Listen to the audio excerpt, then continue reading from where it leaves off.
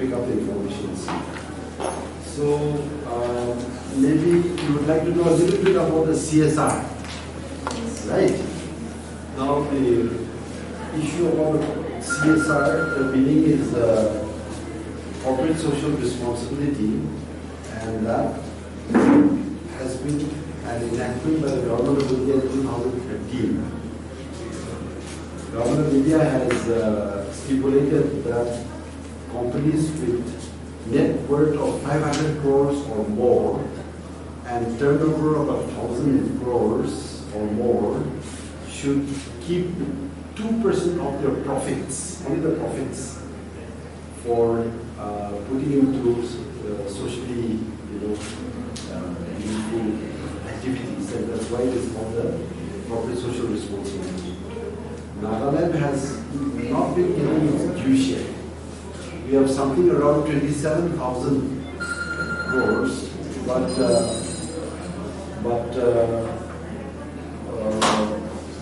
we are getting only 0.006%.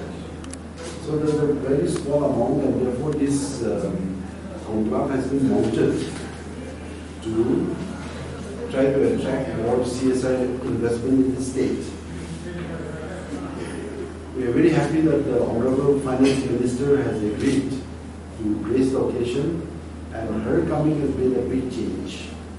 And apart from the CSR conclave, we have got the Bankers Conclave, which is a separate event. The CSR conclave is being held in the Banquet Hall of the Chief Minister, the Banquet Hall. And the Bankers Meet is being held in the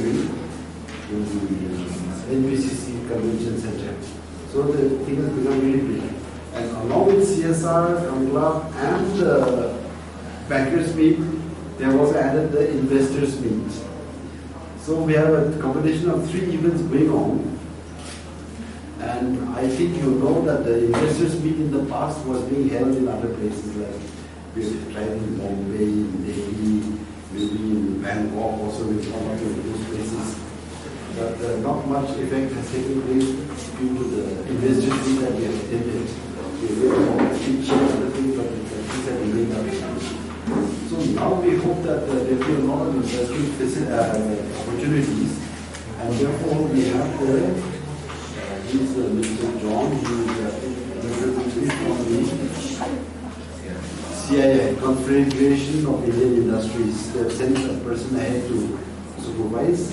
So many more officers are coming, and there's a total of about 50-60 CEOs and CXOs from the Indian industries coming. So the big on-shows are all coming here to Kohima. And so we expect a lot of outcome from this.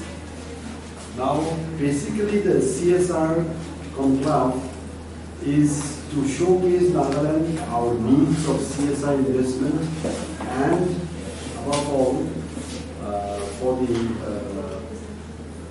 NGOs and the grassroots level to be able to interact with their companies. So a lot of process has taken place where at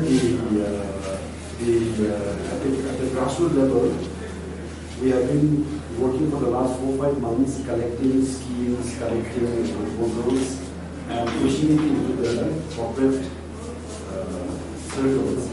And we hope that a large proposals will be accepted.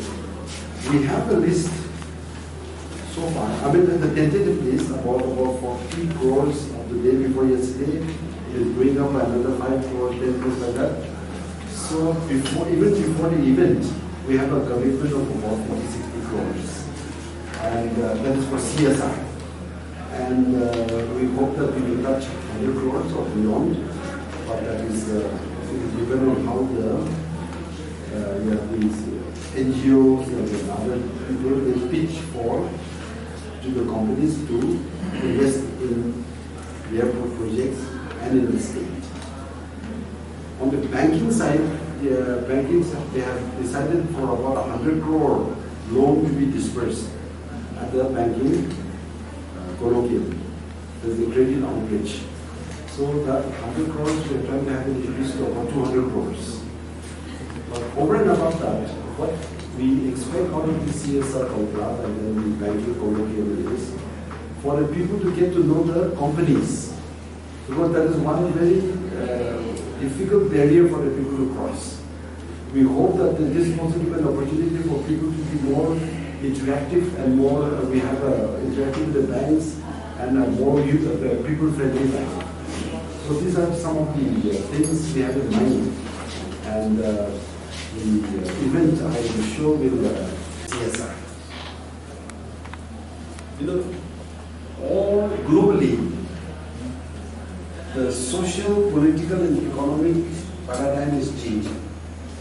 And the things are moving into the private sector. The corporate world has overshot the political boundaries, the municipal boundaries, and they're growing like anything. And these CSR, corporates particularly, a few years ago, to be a lakh-pati was a big thing. And then after that, a crore-pati, it was something unimaginable. But those have now receded the background, and you have Elon Musk, and you have more than 2,000 billionaires around the world, billions. And slowly they are moving to 371 billion, and then now, and then soon they will reach the economy of a trillion. So the private sector is growing, and they are growing in terms of not only the economic growth, and the GDP, but they are growing in terms of investment in the development sector. And the United Nations have made the SDGs, and there are many corporates that are acting into the SDGs. And this CSR activity is particularly aimed at improving the sustainable, to contribute to the sustainable development goals. And so all these things put together, we are putting a lot of importance to the CSR conclave and then the bankers colloquium. And we hope that some good results will come out of this. So we can now open for questions. Chairman of TVS Supply Chain Solutions. We have Tata Steel's representation. We have a couple of major banks representing Axis Bank, Federal Bank, and some of the large software companies, IBM is attending. So we have representation from various sectors. We have petrochemical companies like ONGC, BPCL.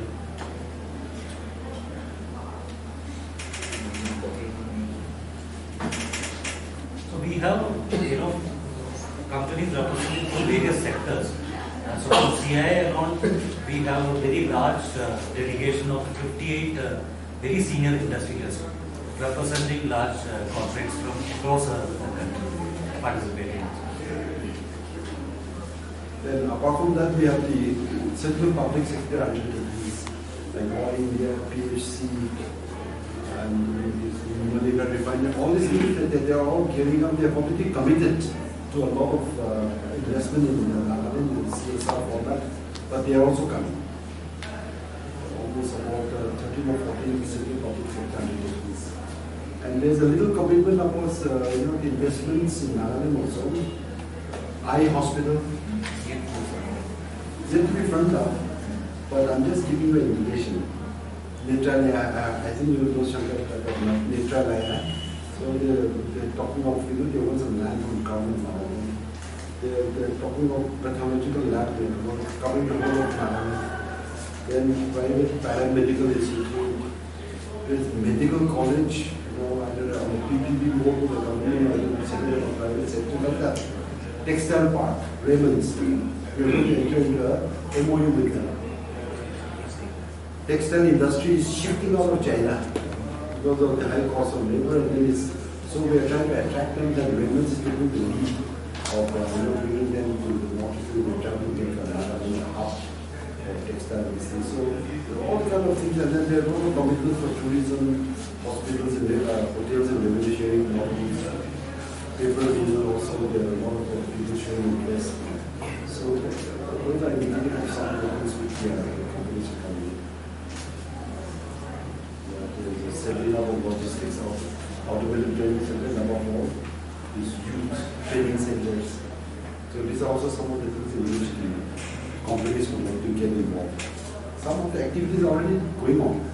Like SIDBI, they have financed 3.5 crores for the program called EntriTech, which is a United Nations program to bring up entrepreneurs among the Naga people.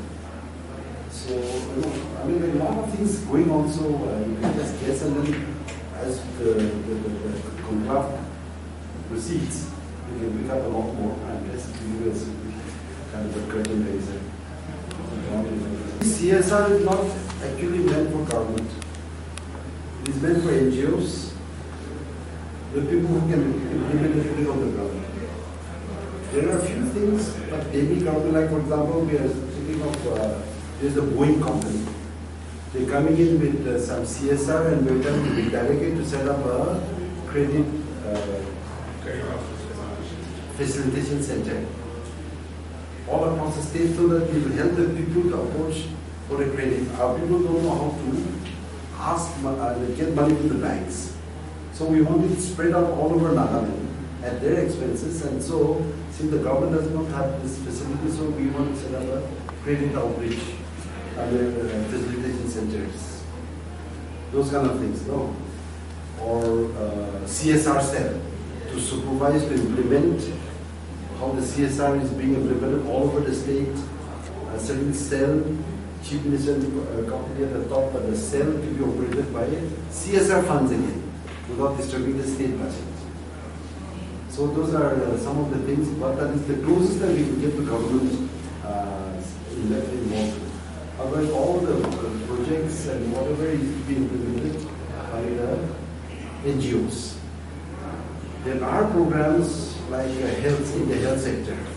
We would like to take up programs spread out across the state for bringing up, bringing in the technology and the pathological lab and other things we're talking about. Maybe X-ray units or those equipments, we can really to supply free of cost. So like that. So now how many NGOs are you invited from the state? How many NGOs are involved? We've lost count. We have invited a lot many. There are 3 conditions for NGO to undertake CSR project. One is CSR1 registration. Second, some of them need to have APJ registration or undertaking previous CSR projects. So we are tabulating the list of NGOs in this category, helping them to avail the CSR fund this year. For those NGOs who are not having any of these facilities currently, there is a plan for establishing a CSR capacity building center here in state level. In the next 1 year time, we are expecting to build NGOs at various districts to ensure they have the capacity to undertake CSR project and have the capacity to directly link up with companies and negotiate with them. Something some of the prominent NGOs in Nagaland is doing, like